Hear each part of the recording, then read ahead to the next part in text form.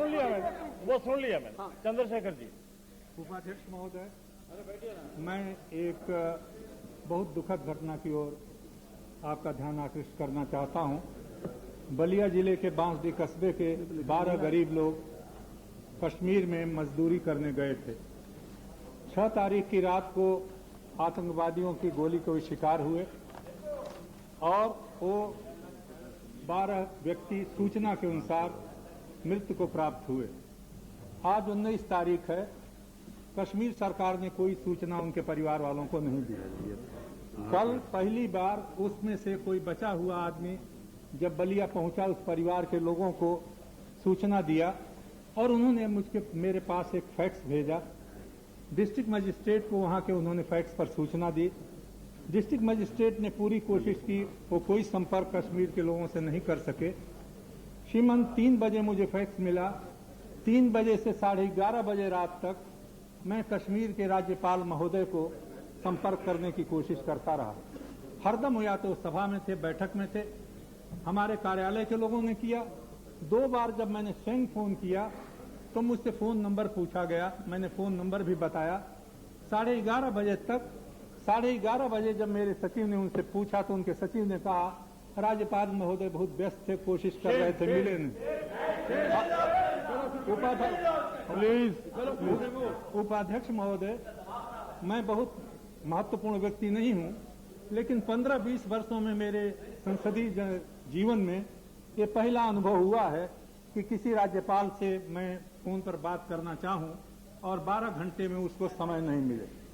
आज तक ये मालूम नहीं है कि वो 12 लोग मर गए या उसमें केवल जीवित बचे हुए किसी अस्पताल में हैं।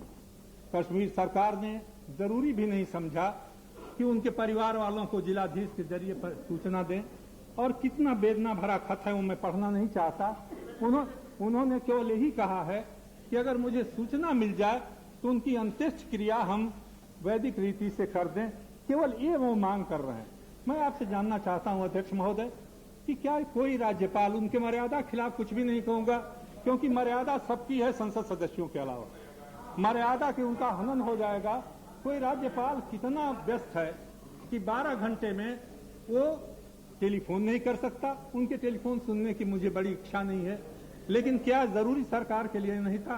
गृह मंत्री जी बैठे हुए हैं कि उनकी अंत्येष्टि क्रिया करने के बाद या क्या कर दिया गया मालूम नहीं, उनके परिवार वालों को सूचना दी जाती। 12 लोग मौत के घाट, गरीब लोग जो ईंट बनाने के लिए हर साल वहां जाते थे। मुझे समझ में नहीं आता अध्यक्ष महोदय, मेरे जैसा व्यक्ति क्या करे।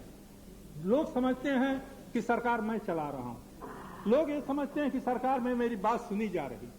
12 घंटे तक मैं एक राज्यपाल से संपर्क करने की कोशिश करता रहा और राज्यपाल बात तक न करे, ये कब तक सहन की जाएगी? प्लीज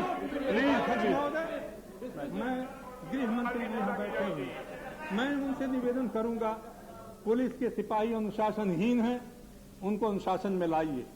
लेकिन क्या राज्यपालों पर कोई अनुशासन है या नहीं? इनमें कोई मानवीय संवेदना होनी चाहिए या नहीं? क्या लोग कुत्तों की तरह से सड़कों पर उठा करके मरने के बाद फेंक दिए जाएंगे? क्या सरकार की जिम्मेदारी नहीं होती कि उनके परिवार वालों को सूचना दी जाए? उपाध्यक्ष महोदय, मैं बहुत विवश होकर के ये बात आपके सामने उठा रहा हूं। मैं नहीं जानता ये सरकार क्या करेगी, लेकिन आपसे मैं निवेदन करूंगा ऐसे मानवीय सवाल के ऊपर कोई न कोई व्यवस्था आपकी होनी चाहिए, इस सदन की होनी चाहिए। 1 मिनट साहब, please listen to me first, please listen to me first. हाँ, मैं भी